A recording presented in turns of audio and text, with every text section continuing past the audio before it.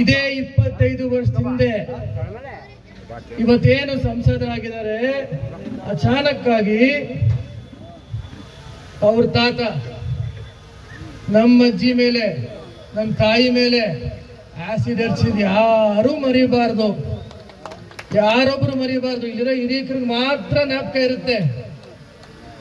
ಅವ್ರು ಇದೇ ರೀತಿ ಕುತಂತ್ರ ಮಾಡಿ, ಇದೇ ರೀತಿ ಒಳಸಂಚು ಮಾಡಿ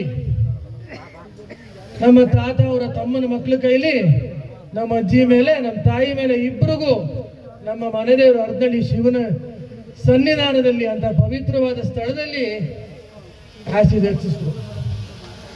ಇದೇ ರೀತಿ ಸಂಕಷ್ಟ ಇಡೀ ಕುಟುಂಬಕ್ಕೆ.